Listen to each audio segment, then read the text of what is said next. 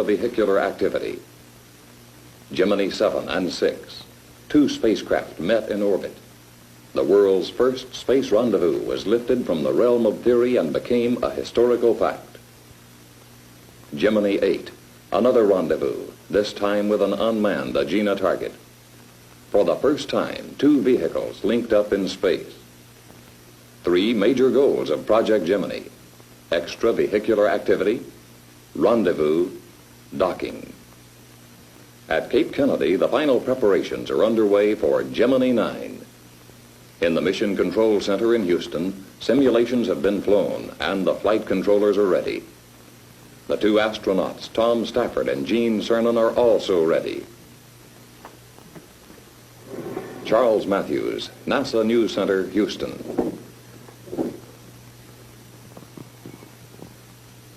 In the Gemini program thus far, we've made initial demonstrations of many of the program objectives, such as extravehicular activity, rendezvous, and docking.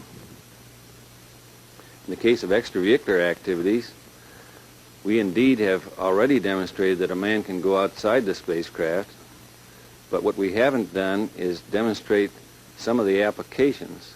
On Gemini 9, we intend to have the man stay out a very considerable length of time, such as 2 hours or more. And we do plan to have him conduct very precision maneuvering during the time he's out.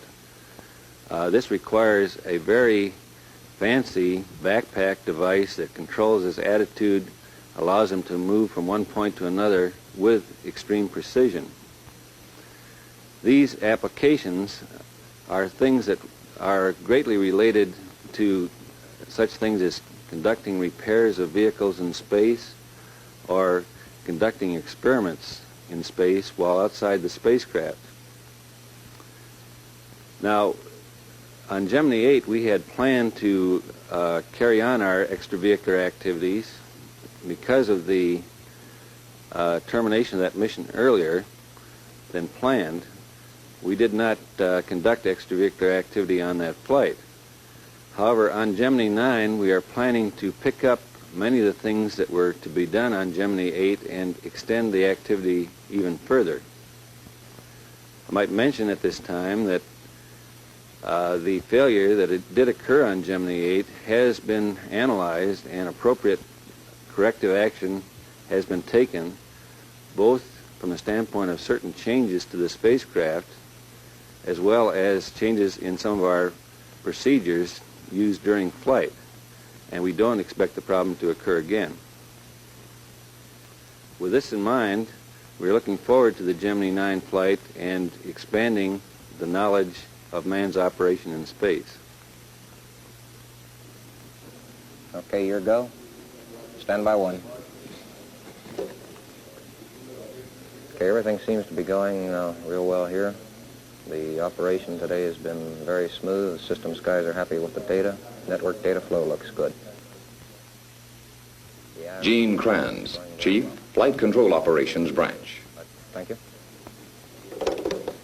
Okay, the Gemini mission is a mission that for many of us has many firsts.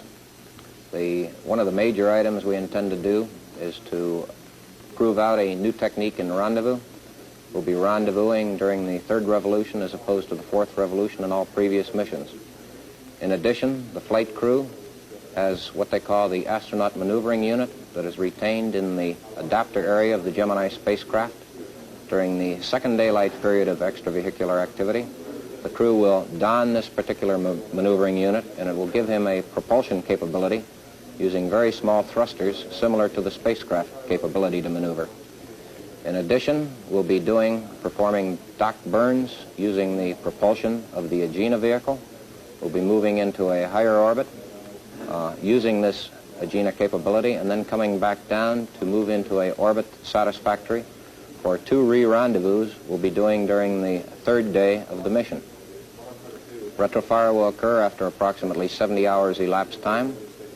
The spacecraft will be landing in the Atlantic area, the -1 recovery area, similar to all previous Gemini missions. In addition, we have two new flight directors who will be working with us during this particular mission. They're Glenn Lunny and Cliff Charlesworth. Mr. Lunny worked with us in the Mercury program, both at the Bermuda site and at the Control Center as a flight dynamics officer, and he was the flight director for the Apollo 201 mission. Mr. Charlesworth has been one of the prime flight dynamics officers for all Gemini missions so far. We feel that we're developing a new team here, and we'll be moving through with this team through the remainder of the Gemini missions. Gemini 9 pre-flight press conference, Houston. Gemini 9 is designated to be 3 days in length as far as the total mission, and will include as a prime objectives the rendezvous with the Agena target and the extravehicular activities using the self-maneuvering unit. The secondary objectives, as we have them outlined, include 2 other rendezvous and the series of experiments of which we will perform in the continuing experiment program that MSC and NASA is carrying out. This time I'd like Gene to describe the basic EVA mission as is planned. This is the start of the second day. The EVA, of course, is primarily built around the AMU D-12 experiment. The EVA actually will commence at sunrise of a day pass, and the first whole day pass will be strictly without a propulsion system. We will be in a dock configuration with the Agena, spending that first day pass generally becoming familiar with the extravehicular environment, doing some umbilical evaluations. This will all be done on a 25-foot umbilical.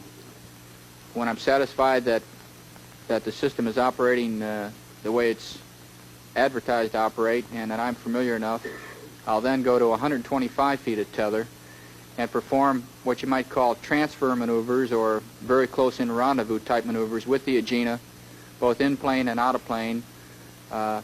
Actually, I probably should backtrack a minute. Just prior to going on a 125-foot tether, I will progress as far away from the spacecraft as I can, which will be about 40 feet, and Tom will perform, and I'll just stay there, and Tom will perform a simulated rescue maneuver to see what the capabilities of the spacecraft are to pick up an EVA pilot who may be without a propulsion system, or who may be so far away from the spacecraft that he doesn't really care to come in via the tether. Well, let's see. I think this is what we started out with, and this was on egress training back in the tank, and this is the Gemini boilerplate. It's underwater, upside down, and here I come out. We're using a snorkel underneath you, completely submerged, and you practice unstrapping, getting out completely. Very good training. Hope we never have to use it. This, as I imagine most of you know, is the docking trainer, and we're looking at the Gemini end of it, showing the various attitudes of which it can get into. This is the Agena, and of course the primary purpose of the docking trainer is to practice docking, which it turns out from the brief experience which 8 had and what the 6 crew brought back is really not a big problem. This is our spacecraft altitude run, as much as for qualification of the spacecraft as it is for what we can learn and gain in the way of training. This run, of course, is preceded by a dry run in ambient conditions, so we will go through everything that we actually do in the altitude run. It's checking out a great many of the spacecraft systems. It's checking out the ELSS, or the chest pack, which is vital for the EVA activity, and how it operates at altitude, and it's an interface between the spacecraft, the extravehicular gear, and really the crew. This is the air-bearing table here in Houston that we've, simulation for the AMU or simulation for any type of space flight is very difficult because everything in space, of course, is 6 degrees of freedom. In this case, 2 degrees of freedom left, right, fore, and aft.